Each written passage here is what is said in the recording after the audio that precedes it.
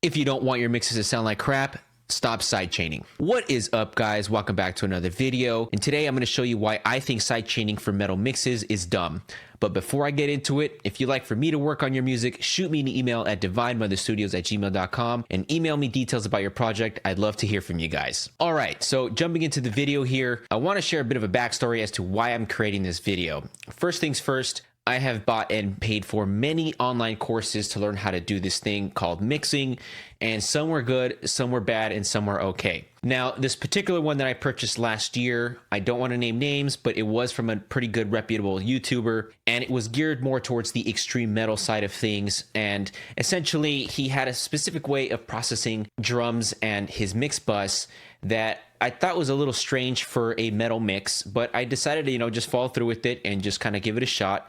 And ultimately, I ended up hating it. The suggestions that he gave made my mixes sound very unexcited, very floppy, very flabby, and just this weird, smooth, I can't describe it, just like it didn't sound how metal should sound like. And what he suggested to do is to have a compressor such as this one here, which is the SSL bus compressor of my choice, and sidechain the internal filter so that everything below a certain frequency is going to be ignored by that compressor, so that only the mids and upper mids and high end are affecting the compressor. And like I said, I ended up trying it and I ended up hating it. And so that kind of experience with, using his settings and things inspired me to make this video, because I honestly really disagree with his approach to that. All of my favorite mixes and all of the mixes that I have done that I enjoyed all have that glue effect to it. And I took a listen to his portfolio, and a lot of them have that effect where they don't have the low end being pumped into the compressor. They do have that sidechain internal filter going on in there. And I always wondered why the low end on this person's mixes was a little bit weird sounding to me. I would say that they were just not as tight as I felt that they should be. Now, I'm going to show you an example of exactly what I'm talking about here. I'm going to recreate the settings that he has on my drum bus, and I want you guys to pay attention to when the compressor is engaged with and without the low end filter. And I'm going to tell you guys what to listen for, because for the beginners and intermediate guys out there, it may be a little bit difficult to tell this. When the compressor is on with no internal sidechain filter, the low end is going to be a little bit more dynamically compressed, so there's not going to be as much dynamic range. It's going to be closer in volume with the mids and the highs, and it's going to be a little bit more controlled. It's going to have less of a loosening, and it's going to sound a little bit tighter, almost like if I'm adding a high pass filter on there. Now, when I have the sidechain engaged, the complete opposite happens with the low end. It's going to be a lot louder. It's going to have a lot more of a loose sounding feel to it.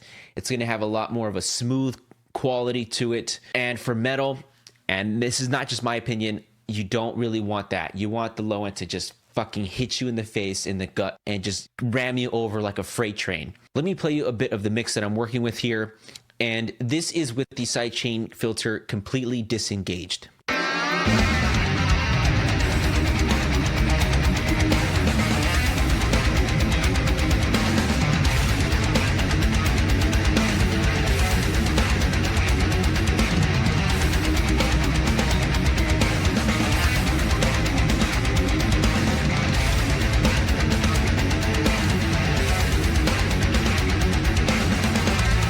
Let me play you the mix again. Pay attention to the drums, as I'm going to turn this up all the way to 185 hertz. And what this means is that internal filter is now going to disregard everything below that frequency, meaning 150, 100 hertz, 60 hertz, etc., and only focus on everything above that frequency of 185 hertz.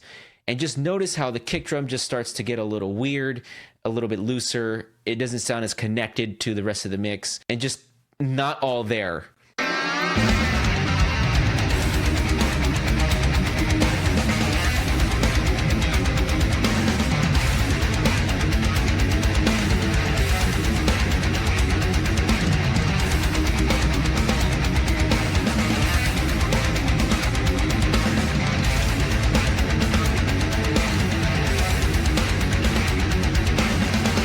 So I really hope you guys were able to tell that. If you guys can't tell, go ahead and rewind everything and just compare these two sections over and over until you can kind of hear the difference. But just to kind of give you guys an idea of what's happening here, the kick drum just kind of jumped up in volume. The low end was kind of pissing over the rest of the mix, and the rest of the mix got actually brought down in relations to the kick drums. So the kick drum just kind of became the more dominating factor of the rest of the mix. Now, jumping over to my mix bus, here is my mix bus compressor. It is the same compressor that I'm using on my drum bus, but I'm just using a little bit slightly different settings. I'm using a 4:1 ratio, a slow attack, and an auto release. Let's go ahead and check that out now.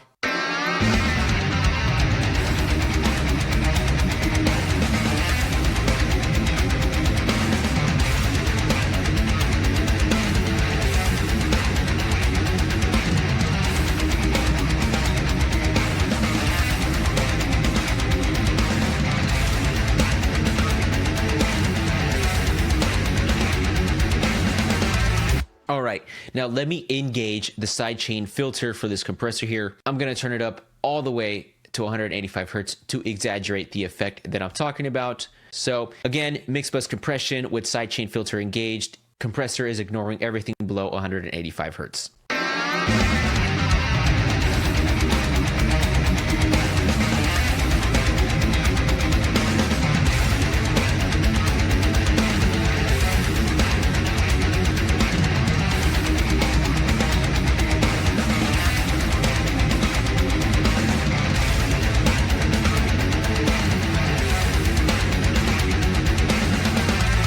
So I don't know about you guys, but I can definitely hear a difference. The kick drum low end was extreme here. It was a lot higher in volume in a bad way.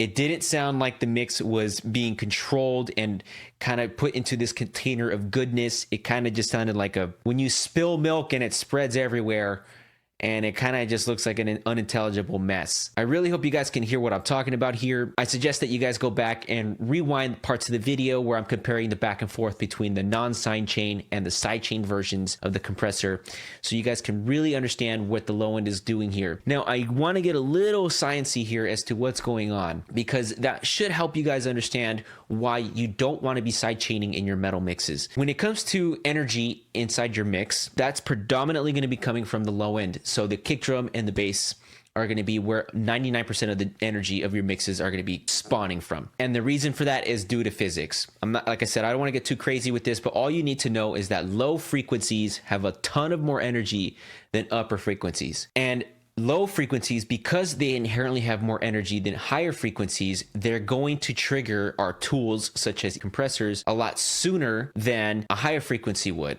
And plugin manufacturers developed tools such as internal sidechain filters so that you can get around this effect and have the high end trigger the compressors more than the low end. But we don't want this for our metal mixes. The magical glue effect that everyone is looking for is due to the fact that your low end is actually going to be pumping your compressor. Whatever you do, if you want that glue effect in your mixes, do not side chain your mix. And that also goes for the thing that I hear often, where you side chain your kick to your bass. That is retarded. Don't do that. If you can't control the low end of your bass and kick drum without some crazy tricks like that, something is happening that is wrong. You need to go back to the basics and look at the chains that you have going on and mix it in a way that you don't need to be doing these weird things like that to get the low end under control. Ultimately, if you guys don't want to take my word for it, let's take a listen to what Mark Lewis said, who's a fantastic audio producer. He's done Black Dahlia Murder, he's done Whitechapel, he's done Havoc, he's done Devil Driver. Let's check out a post that he recently made on his Instagram about this very topic. And I quote, "Pretend that the sidechain on your bus compressor doesn't exist. If you're mixing metal and rock and just about everything else, and you decided you need a bus compressor, it's probably for the glue that they claim to give. The glue is the pump of the slower attack and faster release, affecting the mix as a whole. The biggest energy factor in the mix literally is the low end.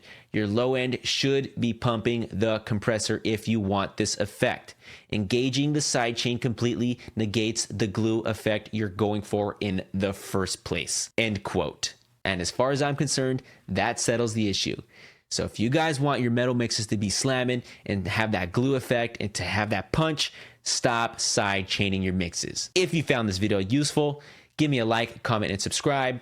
I appreciate it more than you guys know, and I'll catch you guys in the next one.